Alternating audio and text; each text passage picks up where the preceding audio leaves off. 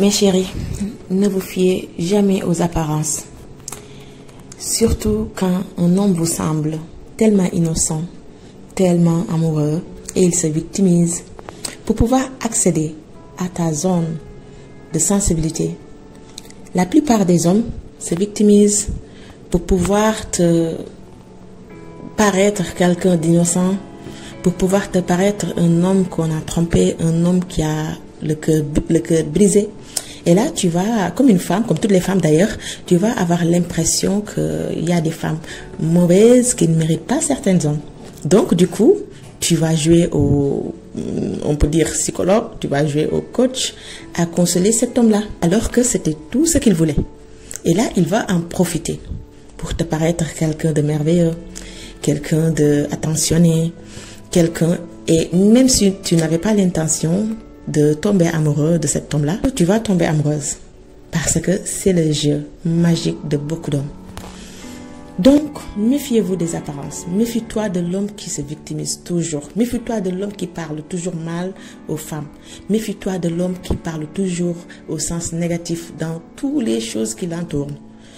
Parce qu'il y a beaucoup d'hommes qui ont tendance à, comme s'ils étaient des saints en fait, à parler du mal à tout ce qui l'entoure, à dire non, j'ai pas de la chance parce que j'ai eu beaucoup de femmes dans ma vie, mais elles n'étaient pas à la hauteur. Pourtant, j'ai beaucoup sacrifié pour eux, j'ai tout fait pour eux, mais je suis malheureux en amour. Méfiez-vous. Méfiez-vous. Parce que ces genres d'hommes-là, moi je les appelle des serial killers en amour. Ils tuent le sentiment des femmes, ils trompent, ils sont infidèles. Ils ne maintiennent pas leurs promesses.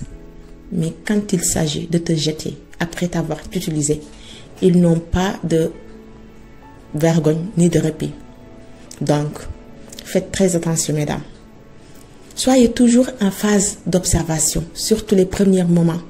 Quand l'homme vient envers toi, quand l'homme te bombarde avec des messages, avec des je t'aime, avec je n'aurai jamais une femme comme toi, sois toujours attentif. Sois toujours en phase d'observation. Si ce comportement-là va continuer. D'habitude, si tu es un peu patiente, tu l'observes, tu verras que cette attitude ne va pas durer plus de 3 mois. Au début, les choses sont intenses. Il est toujours là, présent. Le matin, ma chérie, comment tu vas? Le soir, ma chérie, dors bien. Mais après 3 mois, tu ne vas plus le voir. Ce n'est plus le victime, mais c'est lui, le bourreau. C'est lui qui va t'harceler. C'est lui qui va tourner. Ah, ça fait 3 jours, je ne t'ai pas écrit, mais tu ne m'as pas écrit pour savoir si j'étais malade, si j'étais mort, si j'avais des problèmes. Et là encore, rebelote. Il va être là aussi à te dire oui, tu ne te soucies pas de moi. C'est seulement moi qui t'écris. Si je ne t'écris pas, tu ne te soucies pas de moi. Ça aussi, c'est une méthodologie. C'est une façon, encore une fois, de te faire sentir mal. Et que on va faire des petites séquences pour vous expliquer d'habitude le comportement des manipulateurs dans ces circonstances-là, comment ils se comportent pour pouvoir vous emballer dans leur propre jeu.